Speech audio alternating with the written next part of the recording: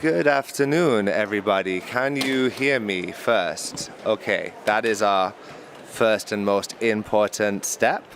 I'm delighted to be here today. My name is James Elsmore. I'm the CEO of Island Innovation, and I will be your moderator for this session. Responses to climate change, the special case of small island UK overseas territories, finance for innovation and research.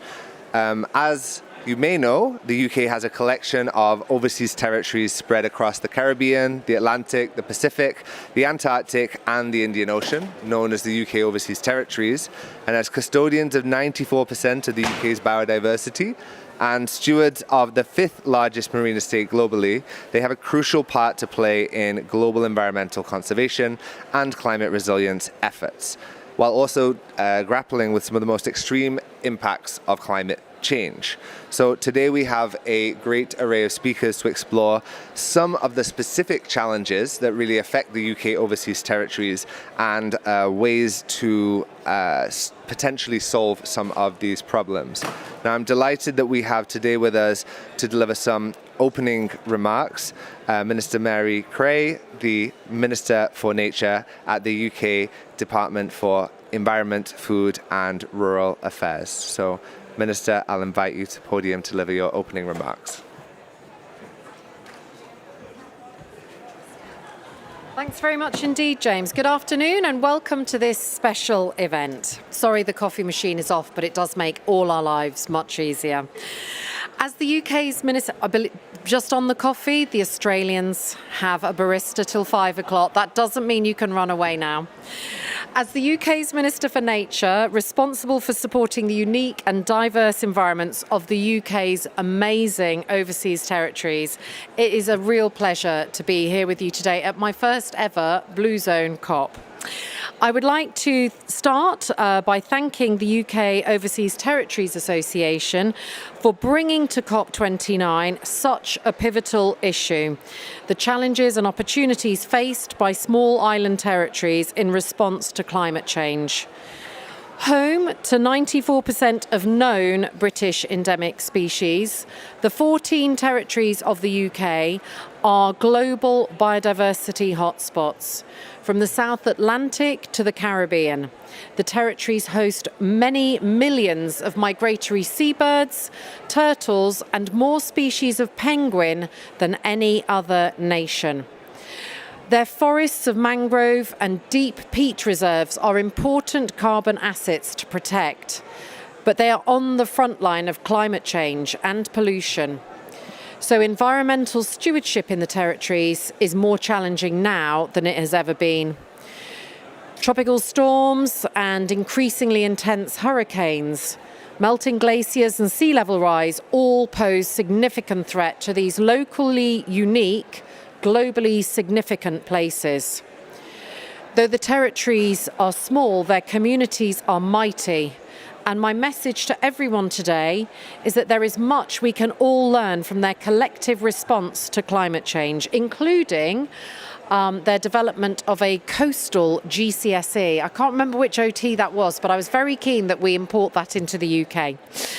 Today's event will showcase a variety of ways in which the territories use, access and innovate climate finance to realise benefits for mitigation, adaptation and resilience.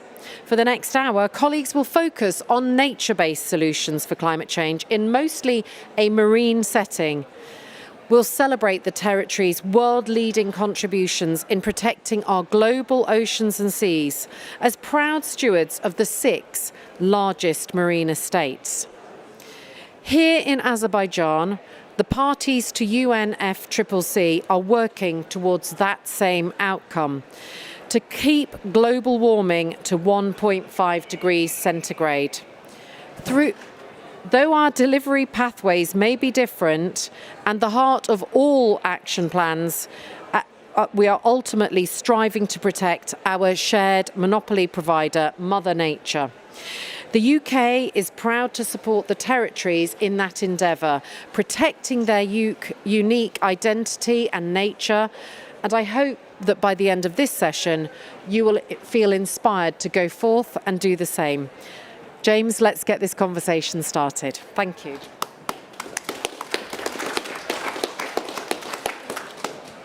Thank you very much, Minister Cray, for being here and for delivering those remarks and underlying really the importance of this conversation when we think about the overseas territories. The level of biodiversity and marine space is absolutely crucial to the global conversation. We now have a video with messages from all of the overseas territories, and for those of you unfamiliar, this will be a great introduction to learn more about them. So hopefully technology will be with us and we can go ahead with the video. The United Kingdom and its overseas territories constitute the world's 5th largest marine estate. We are custodians of incredible biodiversity, with more than 90% of the UK's unique species. And our precious ocean ecosystems span the Antarctic to the Caribbean, the South Atlantic to the Indian Ocean. But a new study shows these small communities and our seas are some of the most vulnerable to the impact of climate change. Climate change may bring increased storm activity, sea temperature rise, rising sea levels, higher acid levels in the ocean, and changes in the flow of the Gulf Stream. These threats, along with plastic pollution, will put Bermuda's ecosystem under extreme pressure. The Mediterranean is already suffering the impacts of climate change, with warmer and more acidic waters affecting our marine ecosystems. We're witnessing a rise in the spread of invasive species. A clear example of this is the invasive seaweed, Rugulopteryx okumari, which has overtaken our beaches, threatening the tourism industry and affecting marine biodiversity. Our fishermen having problems going to gather their catch because of the increase in the amount of rough weather that we're seeing. Also, there is some evidence of coral bleaching, and this have a significant effect on, of course, our marine life and the users of that industry. In 2017, we were hit by Hurricane Irma. The devastation brought our way of life to a complete standstill. Stronger hurricanes, sea level rise, flooding, ocean acidification, and climate change impacts on our biodiversity are severely affecting our ecosystems and economy. The Pitcairn Islands beaches, some of the most remote in the world, are becoming saturated with the world's debris, with tons of plastic and rubbish disrupting the habitats of the region's endemic species. With unparalleled urgency, territory governments are at the forefront of work on ocean management, nature-based solutions, adaptation, and resilience. This ambitious global network is essential to help deliver protection for 30% of the world's oceans, and vital in the fight against climate change. Several territories have taken ambitious steps to protect and manage their marine environments through the Blue Belt Initiative. Tristan da Cuna's recent Marine Protection Zone designation is the largest in the Atlantic Ocean. We depend on our ocean and we want to keep it healthy for my generation and all generations that will follow us. Also, as part of the Blue Belt Initiative, Ascension Island, St. Helena, Pitcairn, alongside the British Indian Ocean Territory, South Georgia and the South Sandwich Islands, as well as the British Antarctic Territory, are protecting and managing over 4 million square kilometers of ocean. We know the importance of the ocean. It provides our oxygen, it fuels our planet.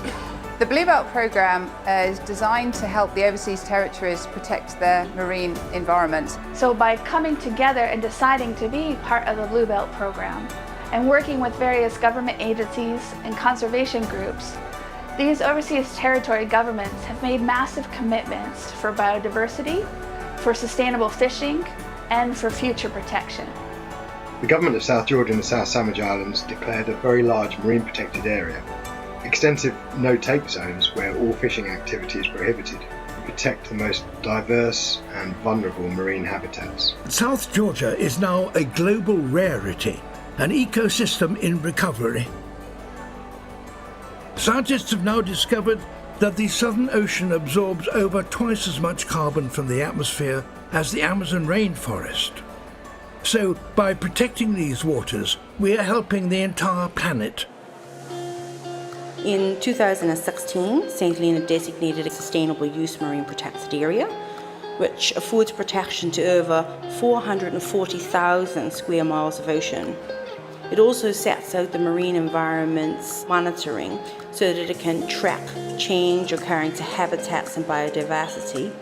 Through our network of marine and terrestrial protected areas, we are giving the sentient ecosystems a fighting chance of adapting to climate change. These actions could be the difference between species extinction and preserving our precious biodiversity.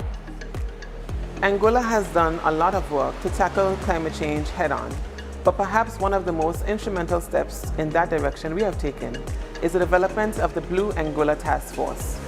It shows that we focus on mitigation, adaptation, and building a climate-resilient economy. Our fisheries are leaders in seabird and mammal bycatch mitigation, and we are working towards designating our first marine managed areas in order to protect our valuable biodiversity. We support scientific research and provide a critical gateway for the Antarctic and South Atlantic in order to better understand the environmental challenges we face and the resources needed to adapt to climate change.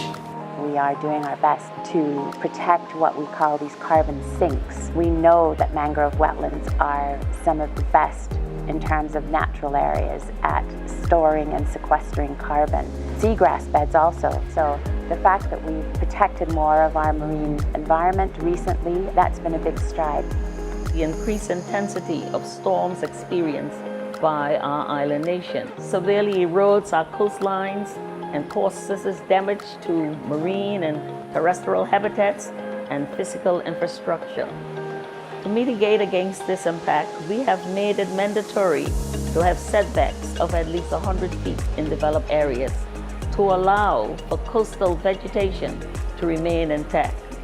We are strengthening our workforce and policies to better protect the coral reefs and mangroves that serve as frontline defenses to our islands during storms. Bermuda's also launched the Bermuda Ocean Prosperity Program to protect our oceans while fostering the sustainable use of our ocean resources for present and future generations. Working collectively and with the support of the UK, we are already leading on huge steps to protect the world's oceans and avoid climate breakdown. Together, we've come so far, but there's so much more to do. Our vision for healthy oceans unites us and inspires us. We must continue to work together with renewed urgency to protect the world's oceans, sustain our livelihoods, and propel ourselves into a greener, healthier age.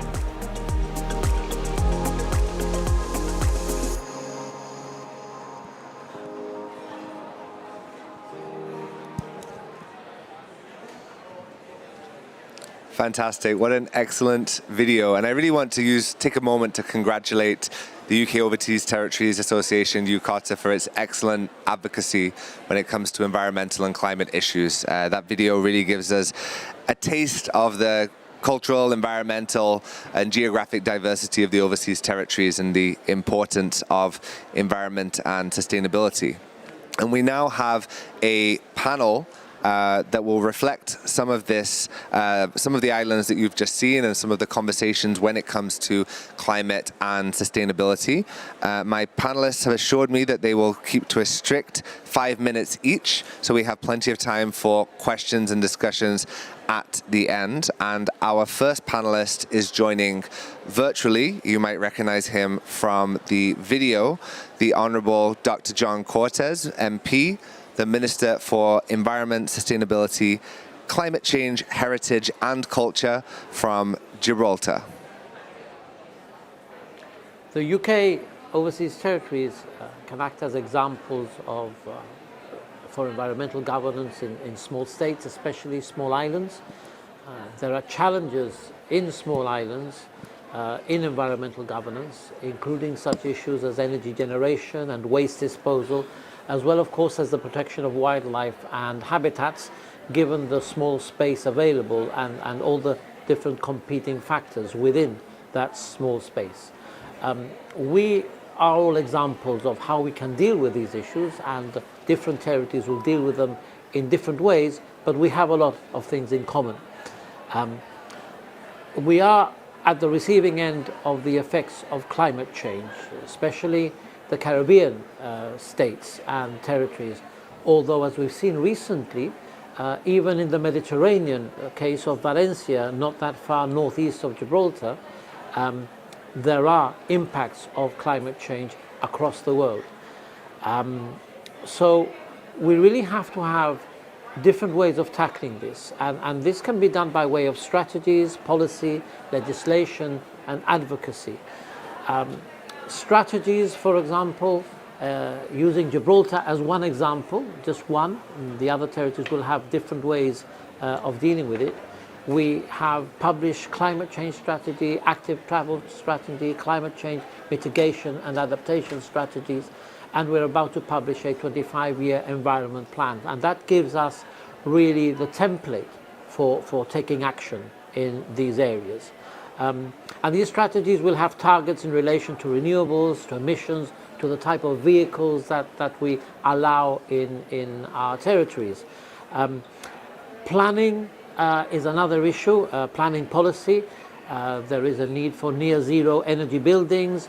We have in Gibraltar a net zero delivery body which significantly has representation across most of the government departments, which is an important consideration. And legislation. We've legislated for climate change, nature conservation, nature-based solutions, both protection of both habitats and species. And of course, advocacy, engaging with schools, with NGOs, with the public sector, and significantly with the private sector, who are important stakeholders. They often need to follow the government lead and then can take on the baton and lead themselves. Often they have more resources, or at least more ability to release and activate resources than governments have, because of all the different priorities of a government, particularly in a small territory. And the private sector can be international bodies, not just those which are territory-based, which also have many more resources often than even small territory governments. Of course, the private sector is also important in changing people's perception and in encouraging people to take action and in financing initiatives themselves. There are challenges in all of this. It sounds very simple when I put it across here, but we have a limit to our ability to access many of the global climate funds which are available to others. And we are doing some work now within the overseas territories of the UK and other European countries to try and remedy this.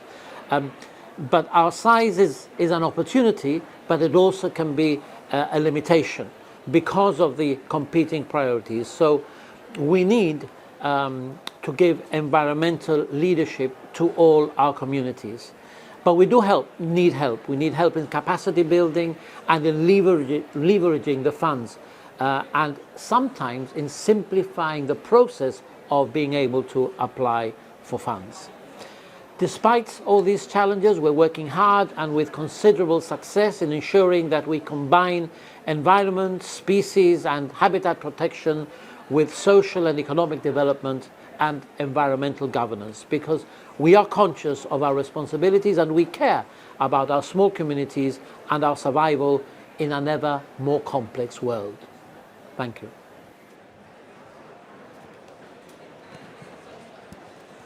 Thank you very much, Minister Cortez, for those remarks. I'm now delighted that here in the room with us, we have Noel Young, a youth representative, a sustainability and ocean solutionist, and very importantly, a member of Island Innovation's Caribbean Climate Justice Leaders Academy, who is here representing the youth voice from Bermuda. And I've been following Noelle's work over the last year. She's really an incredible advocate for oceans and environmental issues in Bermuda. So Noelle, over to you. We're delighted to hear from you. Good afternoon, everyone. So yes, my name is Noelle Young, and I'm joining you from the subnational island jurisdiction of Bermuda today. Bermuda is the only nation located within the Sargasso Sea. There are no nations that border the Sargasso Sea. We are located directly in the middle. Through many efforts of the Bermuda government, NGOs, and a variety of universities, the community of Bermuda is trying its best to preserve our island, but most importantly to preserve our cultural heritage, because of course with small island developing nations, our human health is directly linked to our ocean health, our environmental health. So first, I guess I will speak to the Bermuda Ocean Prosperity Program. The Bermuda Ocean Prosperity Program, or BOP as it is referred to, is a two-part plan. It encompasses a marine spatial plan as well as a blue economy plan. The hope is to boost our economy back up after COVID, essentially. So I'll start by briefly discussing the Marine Spatial Plan. So the Marine Spatial Plan was expertly developed with help from a variety of universities as well as local organizations such as the Bermuda Institute of Ocean Sciences, the Bermuda National Trust, and a variety of others. So what we've done is we've essentially identified areas for conservation specifically, like fish transport corridors, areas of coral diversity, etc. We've also identified areas of cultural significance, such as shipwrecks. Bermuda is one of the overseas territories that I believe we have the most amount of shipwrecks for an island. And within this plan, what we've done is identify a specific percentage of those environments that we hope to preserve with this Marine Spatial Plan. From there, we can then move on to, again, the Blue Economy Plan, which, again, is to boost our economy, but to incorporate a variety of different avenues in which to do so, such as things like coral gardening, but also to incorporate plans to have people that visit our island be a part of the preservation process, such as mangrove planting or coral outplanting. So we have kind of turned this national plan into a bit of a kind of a global idea. From there, I can talk about the campaign that I'm doing with Greenpeace UK, specifically around the preservation of the Sargasso Sea and the ratification of the High Seas Treaty. What we are proposing is essentially that the Sargasso Sea be listed as a high seas MPA once the ratification of the High Seas Treaty actually does occur. In preserving the international waters, of course, around my nation, you are preserving everything. So it does extend out much further than our national waters would. Currently, I believe the biggest threat within the Sargasso Sea is industrial fishing, not commercial fishing by our national fishermen or artisanal fishing, because that really is all that Bermuda has is artisanal fisheries. We do not have a commercial fishery in Bermuda. And the third project that I can talk about is how would I put that? We're currently renewing the species called the Bermuda petrel. I apologize, I'm not a specialist on the petrel, more so on the ocean side, but it's a very interesting story in which this species was determined to be extinct. And then many years later, there was a breeding pair found on an external island. So our scientists then brought in this pair and continue to look for other pairs, and now the population is starting to come back. It is a seabird species. You can look up the cow or the Bermuda petrel. But in saying that, Bermuda is one of the nations that has a very long history of preserving species. We were the first country to request the preservation of the green sea turtle and, a variety of others, sharks and many others. We're also a main migratory pathway for most of the global species that migrate.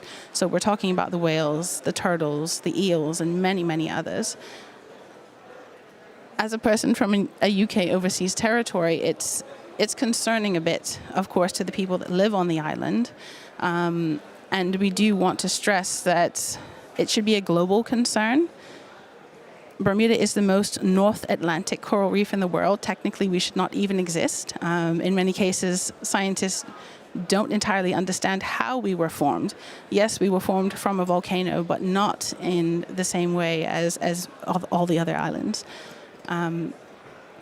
Again, yes, there's the Bermuda Triangle. Everyone always brings that up. That's the first thing everyone wants to talk about. But the preservation of our island is imperative globally. If our sea fails, so do all the others.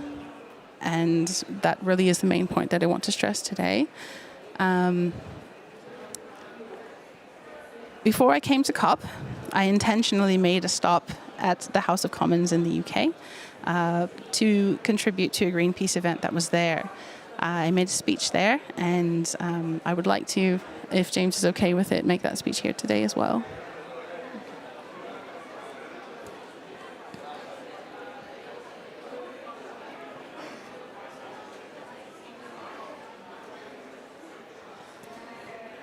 Today I stand before you not just as a daughter of Bermuda, but as a mother who feels profoundly responsible for safeguarding a future for my children and the generations yet to come. Bermuda, once hailed as the crown jewel of the Atlantic, now stands at a crossroads, facing an existential battle. The Sargasso Sea that surrounds our island is more than an ocean. It is a cradle for our culture, our heritage, our very survival. On my journey to COP29 in Azerbaijan, I chose to make a stop there in London to speak on behalf of Bermuda. We feel forgotten by our Commonwealth family. Yet I hope that my voice can resonate with you, our closest ally, in a way that only a true partner can understand. I want you to imagine raising a child with the growing fear that your home, every breeze, every wave that carries your history is slipping away. The Sargasso Sea is not just a natural barrier against hurricanes, it is the very heartbeat of Bermuda. Recently, I journeyed with Greenpeace into that magnificent sea. I heard the pulse of life, the sounds of whales, the playful chatter of dolphins, and the rhythmic dance of the sargassum nurseries. And it was beautiful. It was powerful, yet so very vulnerable. Returning to land, I looked into my children's eyes and asked myself, what will become of them if our sea dies as others have? For islanders, the ocean is family. It is woven into the very fabric of our health and identity as islanders. Bermuda's Sargasso Sea is a scientific marvel, a unique sanctuary in the Atlantic, a crucial waypoint for migratory marine life, once referred to as the crown jewel of the Atlantic. From eels to lobsters, sea turtles, and humpback whales, countless species depend on these waters. It is a beacon of life, an oasis whose loss would send shockwaves across nations, impacting biodiversity, food security, ecology, and economic stability. The ripple effects of its degradation would be felt across continents. If our sea falters, all nations will bear the consequences. We are in urgent need.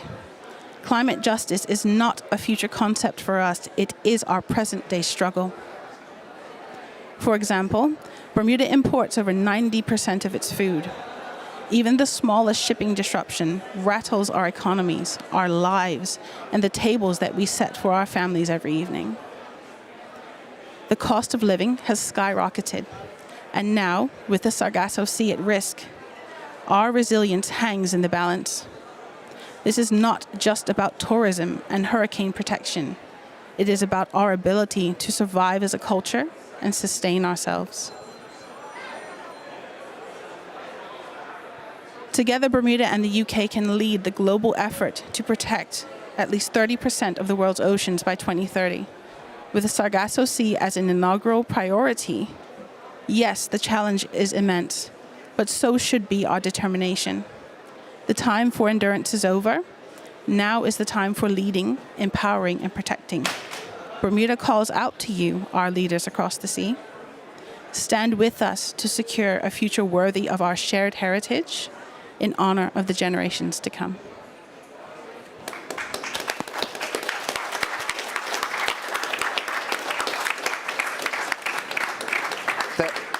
Thank you so much, Noelle. And I just want to say I've seen you over the last 2 weeks speaking on panels, doing media interviews, representing Bermuda and the UK overseas territories, and you've done such a fantastic job. And I just want to really applaud you for that. So well done for everything that you've accomplished at this COP and in the past, and I'm sure you will keep on doing.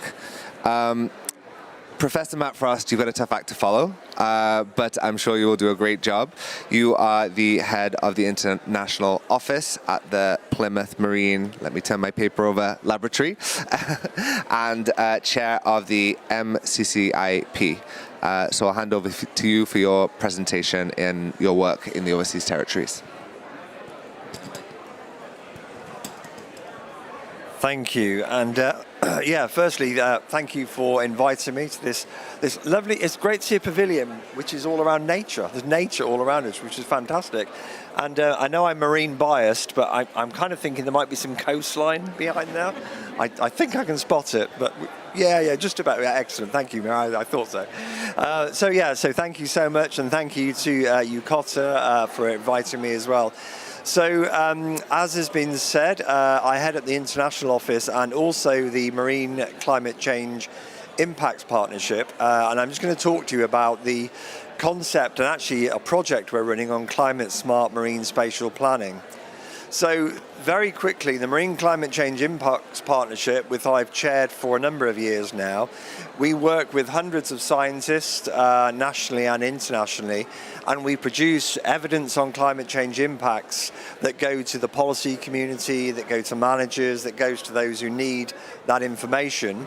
And more recently, we've been working with an overseas working group. So we work nationally and we also work internationally. So basically, I sit at that thing that is trendily termed the science policy interface.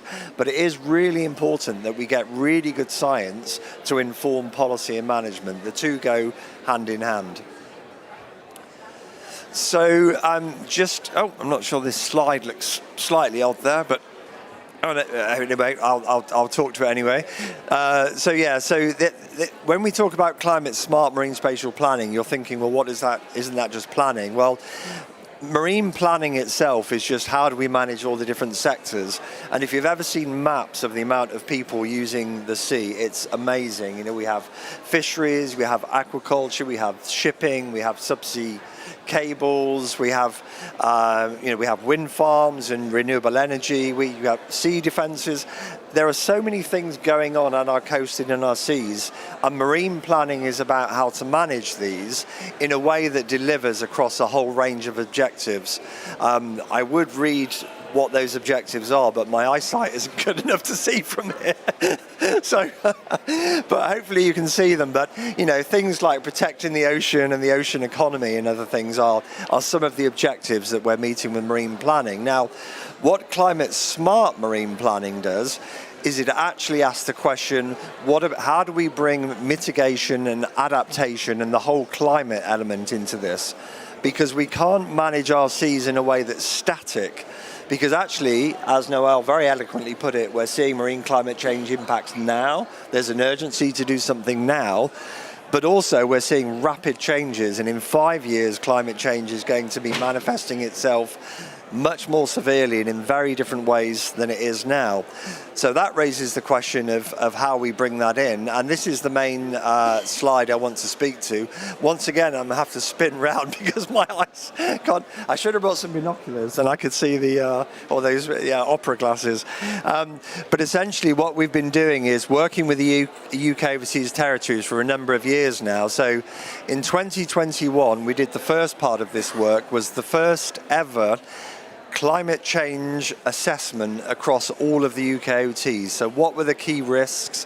What were the key risks in terms of climate change for all 14 UK overseas territories, and we launched that in 2021, and actually John Cortez, the Minister John Cortez, who you saw earlier, was one of the people who spoke there.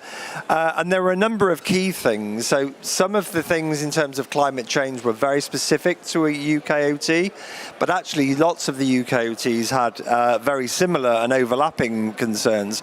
So things like food security was a huge issue for every UKOT, but also conservation. So how do we conserve this incredible stuff you were talking about, the coral reefs, but all of these UKOTs have got amazing nature and amazing resources that need to be conserved. So how do we do that? So that was the first thing we did. And now the second project we're doing is actually on how do we then put in plans now to manage the UKOT space in a way that is climate smart. So as I said, what you have to think about is, to give you an example, if you put in a marine protected area now for a particular species, and that species is shown under climate scenario that it won't be there in 5 or 10 years, what does that mean for that marine protected area? And what about the new species that you might not have now but have then come into this space? Another example might be sea level rise. You know, we're expecting changes, impact from sea level rise. All of these impacts are going to increase, and we have to ask the question, what will it look like? And I'll give one more example, because these are all about the economy.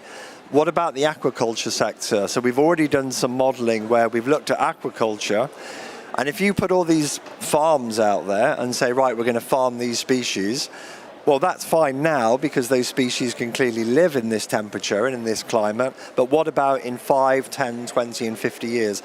So that's really the whole heart of climate smart marine planning. It's modelling scenarios for different sectors right across the economy, right across these different areas, and asking how this looks. So what are we actually doing? Well, we've held a number of workshops with the UKOTs. We had one recently where we had over 100 people, and most, I think all of the UKOTs represented, and we asked questions about how do we implement this climate smart planning. Now, what you need for that is you need data, you need baseline data. So what's there now? Do we know what is there in our seas? But also, do we have the monitoring to know how things are changing? Do we have the right expertise to be able to put this in place?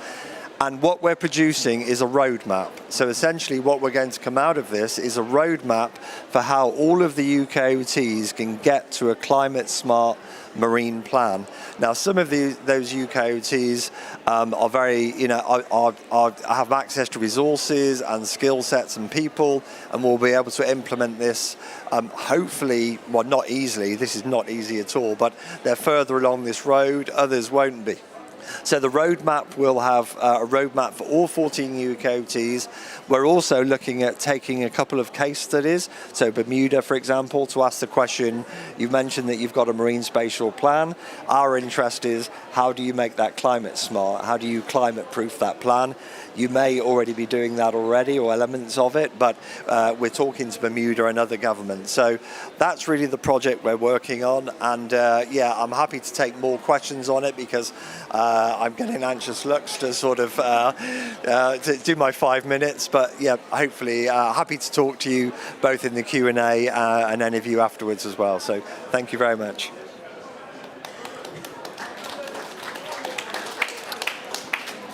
Thank you very much. I learned something new there, and very interesting to understand the climate smart idea in a marine context. We now have a pre-recorded video submitted by Angela Burnett-Penn, the environmental officer from the British Virgin Islands, who is going to give us, I guess, more of a human or an on-land context when it comes to climate adaptation. So if we have that video ready. And those of you who attended the UKOTs session at COP last year might remember Angela Burnett-Penn was a presenter at last year's conference. Good day, I'm Angela Burnett, Climate Change Officer for the Virgin Islands, and it is my pleasure to briefly present on the challenges and opportunities for UK overseas territories accessing climate finance. By way of quick background, the inhabited UK overseas territories are scattered across the globe, from the Caribbean to the North and South Atlantic to the Mediterranean and the Pacific. We are home to iconic species and landscapes, as seen by the beautiful images on the screen. In particular, we are known for our marine biodiversity. But we are vulnerable to climate change impacts, such as stronger hurricanes, more frequent and severe flood and drought events, warmer temperatures, triggering coral bleaching and extreme heat events, as well as slow onset changes like sea level rise, which is compromising our coastlines. While we are diverse, we share a lot in common, and we share the vulnerability profile of small island developing states. We are small. In fact, the UK overseas territories are some of the smallest islands in the world. Our largest territory by population has a population of just 75,000. Many of our territories have much smaller populations, with some of just 3,500, 5,000, and one with a population of less than 100. By definition, as islands, we are isolated, and among the UK overseas territories is Tristan da Cunha, the most isolated island in the world.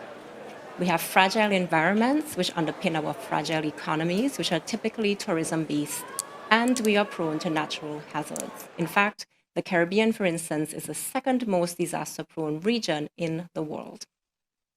Yet, we lack access to international climate finance. By virtue of our political status as overseas territories of the United Kingdom, we are ineligible to access any of the climate finance mechanisms under the United Nations Framework Convention on Climate Change and its Paris Agreement. These include the Global Environment Facility, the Green Climate Fund, the Adaptation Fund, and the New Loss and Damage Fund. As a result of Brexit, we are also ineligible to access EU funds, and we can only access certain UK funds for particular applications. Most overseas territories are also ineligible to access concessional loans. By comparison, our small island developing state counterparts can access all of these funds, as they should, to be able to advance their climate change adaptation and mitigation measures. The current support that we enjoy from the United Kingdom are through programs such as Darwin Plus and the Blue Belt program, which have been instrumental in helping us protect our environment. For instance, the Blue Belt program has assisted us in protecting about 75% of our combined marine estate, which is the 6th largest in the world. We do hope that the new Integrated Security Fund will help us to further our other climate change endeavors. However, at the moment, the UK support has been primarily environment focused. This means that there's a major climate finance gap in other critical sectors, which we know we must adapt in order to ensure our long-term security and sustainability. So how do we bridge this gap? I'd like to leave you with the model of the Virgin Islands Climate Change Trust Fund. The Trust Fund is part of our wider climate change response architecture. It is a legally established independent body that raises, manages, and disperses funds to support implementation of our climate change policy, which is updated by our Climate Change Committee. The Trust Fund can raise funds from a wide variety of sources, such as gifts and bequests, donations, and other measures deemed appropriate by the board. This opens up great opportunities for bilateral support, support from independently wealthy persons, and other philanthropists that might be interested in supporting the Virgin Islands. Importantly, the Trust Fund supports all sectors impacted by climate change. It also supports a wide range of activities that are necessary to ensure comprehensive climate change adaptation and mitigation, such as ecosystem-based adaptation, physical adaptation projects, enhanced data projects, capacity building and education, public education and awareness, legislation, policy and plan improvements, as well as disaster risk reduction and response, along with other innovative initiatives, all leading to the important outcomes that you see at the right of the screen. The Trust Fund has a simple structure. At the highest level, it is governed by a board of trustees, which makes decisions on funding projects and programs. with technical support from a review committee and administrative support by a secretariat. Importantly, the structure meets international standards.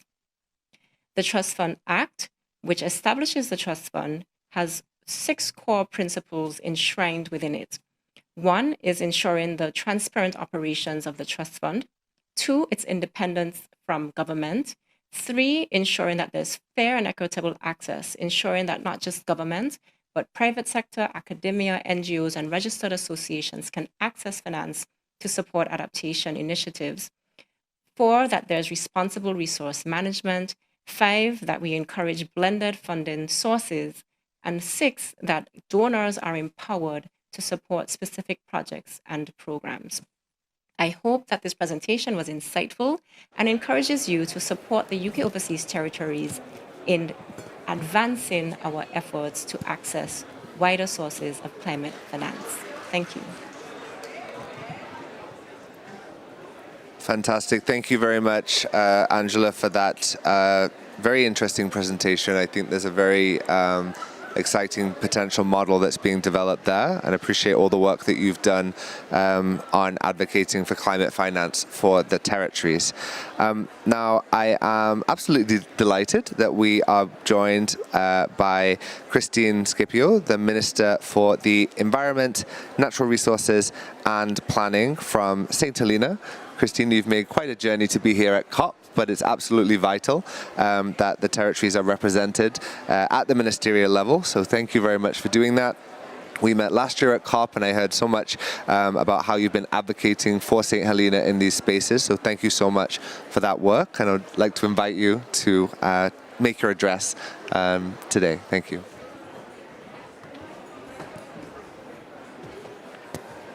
Thank you, James. Good afternoon, everyone.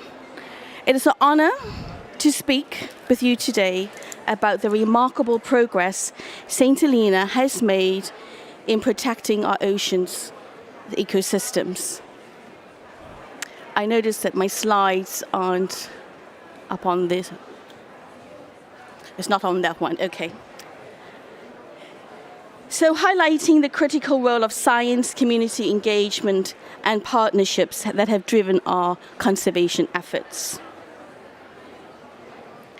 St. Helena is small, but our connection to the environment is central to who we are. Despite our size, we have taken on a big responsibility to understand and protect our marine ecosystems. With support from the UK government and homegrown efforts, our research initiatives provide dual benefits for both climate and nature, whilst building resilience against future challenges. One of our most significant achievements is the designation of a marine protected area, which spans over 448,000 square kilometers. This is one of the largest MPAs in the world, and we are working actively to ensure our marine ecosystems are protected. The MPA journey started in 2012 and was driven by community input. From 2014 to 2016, we held consultations with local residents, fishermen, and marine tour operators. It was with their support that the MPA and Marine Management Plan were adopted. This teamwork continues to be vital. Science is in the heart of our conservation work. We have been conducting oceanographic time series mapping to monitor long-term changes. Our deep-sea research cruises explore biodiversity, whilst habitat mapping helps us identify critical ecosystems.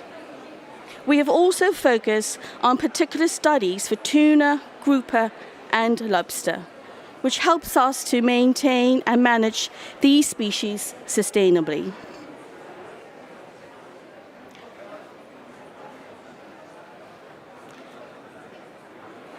I think the slides are being quite slow, so I hope now that you can see what's on the slide that's showing now is the information that we have collected in trying to maintain our efforts. Community engagement is essential. Our decisions included local knowledge, culture, and traditions. Marine tour operators, for example, created their own species interactions guidelines that they've used for years and then later became legislation. The fishing community supports and play a crucial role in our fishery science, taking part in tagging and monitoring of fish. This ensures that our conservation measures are not only science-driven, but also include experiences of those who helped and depend on the ocean for their livelihoods.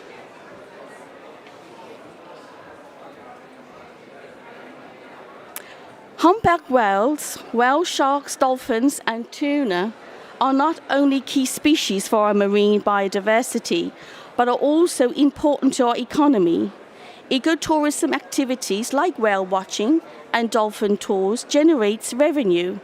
Our fisheries provide fresh, sustainable protein, which is vital to our diet and economy. However, climate change threatens to shift these dynamics.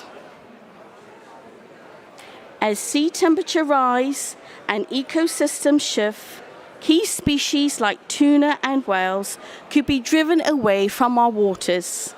This would not only impact our tourism and fishing industries, but also our future in economic growth and alter the way that we live, work, and eat.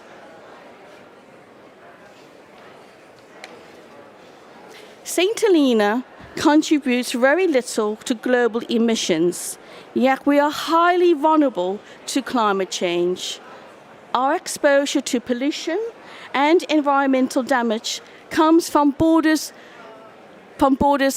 beyond. Our scientific research, combined with community development and involvement, is helping us to build resilience. We are formulating plans to deal with rising sea levels, changing weather patterns, and shifting ecosystems. We do need global commitment to reduce emissions and address climate change.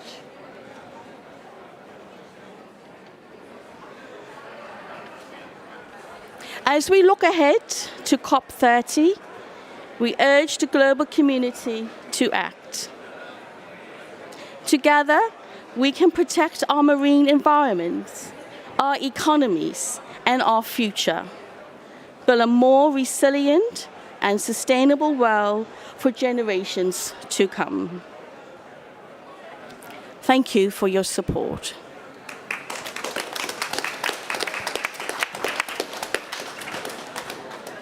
Thank you very much, Minister, for that address. Now, I know we started a little bit late and we're close to time. Do we have time for questions? That's a yes. Okay, so we do have time for some questions from the floor. If anyone here has any questions or comments for the panel based on those presentations.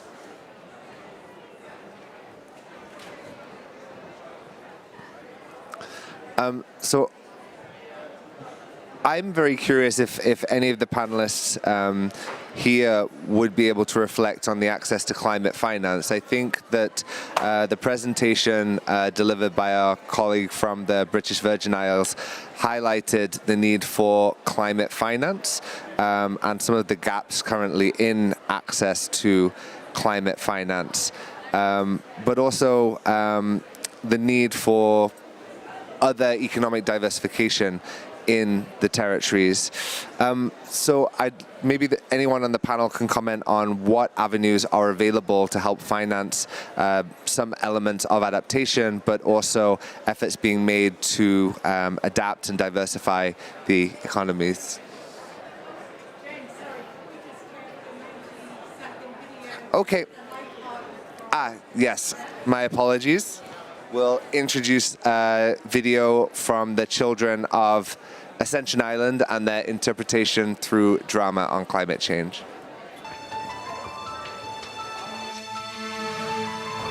Ma'am, we have detected an illegal fishing vessel in the northeast quadrant. Mobilize the MPA force.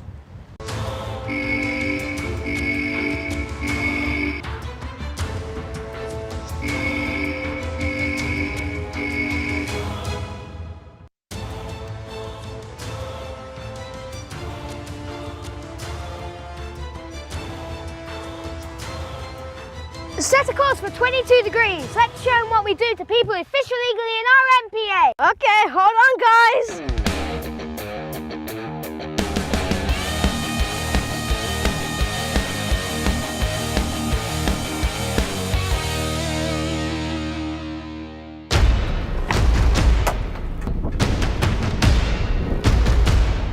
Who are you? And what the hell are you doing on my ship? We are the MPA forces, and we don't like people messing with our fish. Ha! I'm gonna take every fish in this ocean, and there's nothing you can do about it. That's where you're wrong. We're going to stop you.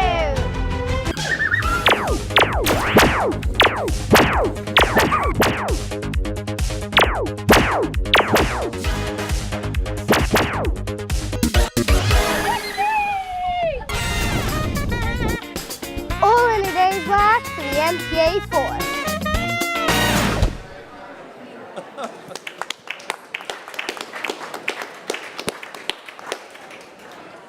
Amazing, a fantastic message there from the children of Ascension Island. So if we have any comments from our panel, we have a very short time for some discussion on other strategies for climate finance and also efforts that they're seeing on the islands to build climate adaptation and resilience. If anyone would like to jump in, but also we do have opportunity for comments or more questions from the floor. I guess I'll just quickly speak to climate finance. As you know, Bermuda is a subnational island jurisdiction of the UK, which means we are not eligible for most climate financing. In my experience, as someone who's actually undertaken the job of applying, of sending in applications, in many cases we are not even listed as a potential country. I cannot complete those applications to send them in because we simply do not exist as a country designation of Bermuda. So in many cases, I have to send in an application as the UK and then send an explanatory email afterwards to say that we are a subnational island jurisdiction of the UK, but that we are our own nation, essentially. And in many cases, those applications are denied because, again, we simply do not exist on our own within the global mental space, I'd say. I guess I'd like to quickly talk about the need for expanding the definition of what climate financing and environmental financing can be. Many times we talk about the need for structural changes and the need for changes to policy, but we very much forget the humanities that go along with all of these, such as the mental health, such as the food security issues, such as the violence, the level of violence that can occur due to climate injustice. Bermuda, I believe, currently has the highest homicide rate in the region for an island that has under 75,000 people. We should not have the highest homicide rate in the region, and we are actually lumped in with North America. We're not even lumped in with the UK in that case for those statistics. So we really do need to expand, again, what funding can be used towards and allow more community-led initiatives to be accepted for funding. Things like education are imperative for small island nations. So in most cases, small island nations do not have higher education. For example, in Bermuda, you must make the choice as a youth. Either you choose to stay in Bermuda and let life take its course, or you choose to leave your home, leave your family, leave your culture, and go abroad. And things like that contribute to things like climate migration. Bermuda currently has, I should say my government currently did a study relating to immigration that says 72% of the people on my island are planning to emigrate. 72%. Our birth rate in Bermuda is currently 400 children per year. So with the rates of immigration and the amount of children being born per year, there's no way that we can sustain ourselves. And further to, just the education issue, if youth are leaving to be educated elsewhere, especially on climate issues and environmental issues, the likelihood that they will return to Bermuda to be able to solve our issues is very slim. So again, we just need to expand on the different avenues and the different topics that can be considered for climate financing. Thank you. And I think we had a question in the audience. Does it?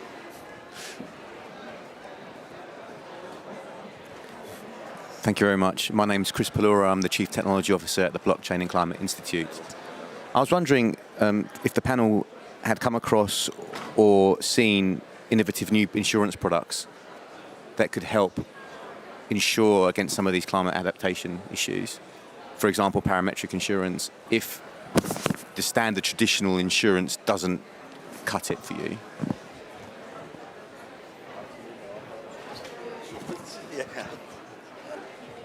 Thank you. So I have seen some very innovative suggestions at the last climate conference that was held in Bermuda, and also at the National Insurance Conference. For those that do not know, Bermuda is essentially the world's hub for insurance and reinsurance, as well as international business. So I don't want to comment in depth, but I will say that there have been several releases of potential projects and programs, specifically around insurance for risk management and risk development within the insurance industry, especially for farmers, which is very encouraging. Yeah, and if I could come in on that and just kind of expand, not maybe on the insurance bit, although as scientists we are speaking more and more to the insurance industry who are really concerned about the impacts of climate change. But just a reminder as well that what we need finance for is to build some of the infrastructure, particularly around science. So, we've talked about the impacts of climate change, but we don't know what they are if we can't afford to do baseline surveys, if we can't send out divers or research ships to actually map what's there. And having things like marine stations. So Pitcairn, I know, has just recently built a new marine station, which would be a fantastic facility, but I know, working in a marine station, they are expensive to run. So I just want to remind everybody that yes, we need finance for all sorts of areas, but at the base of it all is the science, because we need to understand what these climate change impacts are, where we need to build resilience, how we build resilience, and how things are going to change. And I think access to research funding is something I have heard at some of the UKOTs that they find it quite challenging to get that money to do the required research. So yeah, just a reminder, we need funding across the board. Can I just quickly... I just quickly wanted to add to his comments that there needs to be mandated policy for all island nations to actually own the data that is taken within their jurisdictions. For example, I was recently speaking with the shipping companies. They take a lot of data, but it's not something that we'd ever know about, that we'd ever have access to, as well as the universities and the NGOs and a variety of other organizations that come into our waters. They take the data, but we will never actually know what the results are, and never be able to use those numbers to create policy or to advise on international policy.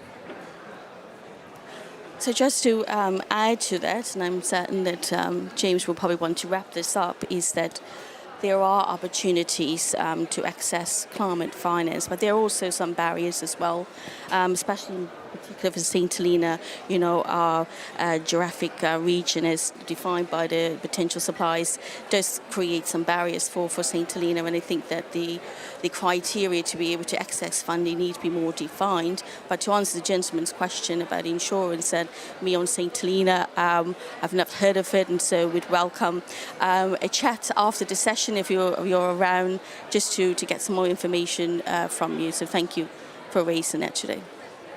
Thank you very much. And I'll just add to that point that this is not a unique issue for the UK Overseas Territories. Noelle and I were on a panel last week in the Benelux Pavilion talking with the Dutch Caribbean territories, and there were many examples from other territories that have all the challenges, as Noelle mentioned, of small island developing states, but fall into this grey area where they cannot access the right funding. And so very important that panels like this and sessions like this are happening. So to wrap up the session, I am delighted that we have been joined by Ruth Davies, who is the UK Special Advisor on Nature and who has been taking copious notes throughout the session and paying attention. So we are very happy to invite Ruth to the podium to deliver some closing remarks.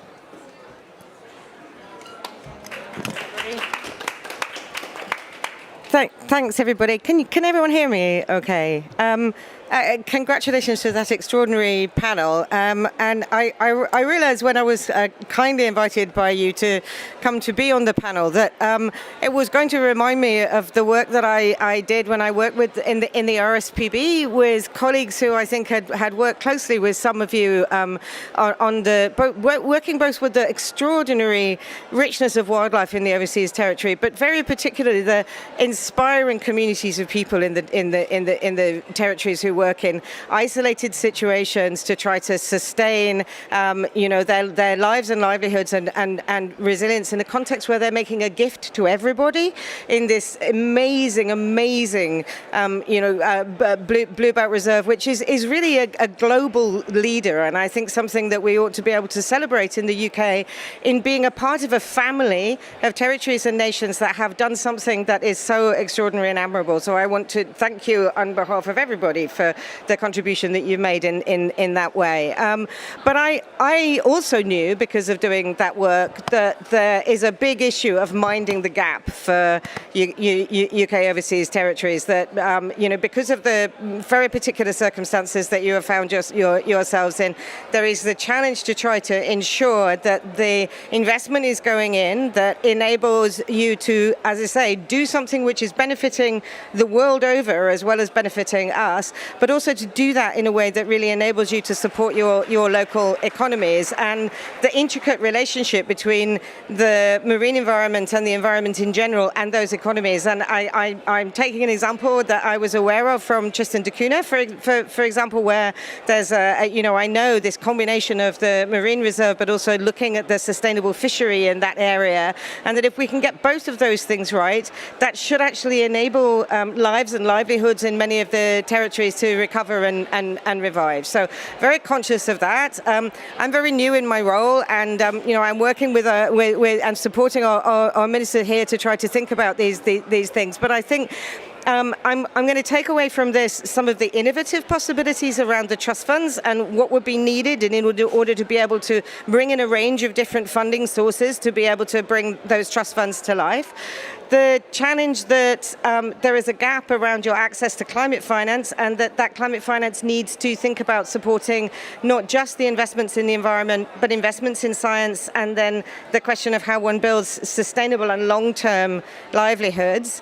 And the other piece that I was really unaware of until James raised it was that there might be similar gaps and issues where we could be talking to other countries that also are struggling with challenges with their overseas territories, where maybe we could actually share some learning around that and bring some of that together. I would wish to come to the microphone with answers, but it would be a dishonest thing to do, because it's not an easy situation, and I think would be silly to arrive saying, here's a ready-made solution. conversation. But I think at the very least what we can do is come to the microphone with a suggestion to listen extremely carefully and consistently to the things that you're saying. And my role means that I work in a combination of the Ministry of Environment and the Foreign Ministry, so I think I've got some opportunity to be able to bring those things together. And yeah, let's try to think about what this would look like over the course of the next kind of 18 months. But again, I just want to repeat that these are some of the most remarkable stories you'll hear, some of the most remarkable people, and I think we owe you a debt of gratitude for what you're doing in extremely difficult circumstances. So thank you very much indeed. I don't know whether the Minister would like to add anything to the end of that, or whether I will finish on that note and the two of us will take the pledge away to have this conversation, if that's okay. Thank you so much. Thank you so much, Ruth, and thank you to all the speakers, ministers for this conversation, and again to UKOTA and the UK Pavilion and DEFRA for helping this event come together. Thank you.